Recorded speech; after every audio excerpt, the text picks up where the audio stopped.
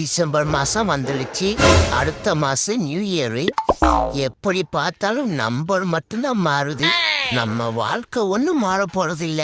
அதே ஓட்ட பைக்கு, அதே சம்பளம், அதே ஜாபு. எதுக்கு நியூ இயர் கொண்டாடுதுன்னே தெரிய மாட்டேங்குது. எப்படியாவது இந்த வருஷம் சாகசம் பண்ணி சர்க்கஸ்ல அவார்டு வாங்கியே ஆகணும். ஏது சர்க்கஸ்ல அவார்டா? அது ஒலிம்பிக்குடா. எந்த லிபிக்கும் அவார்டு வாங்கியே ஆகணும். எதுல அவார்டு கொடுக்காங்கன்னே தெரியல. இவர் பைப்பு மேல பேலன்ஸ் பண்ணி பதக்கத்தை வாங்கிடுவாராம். முக்கிக்கிட்டு இருக்காம மூடிக்கிட்டு பாருடா.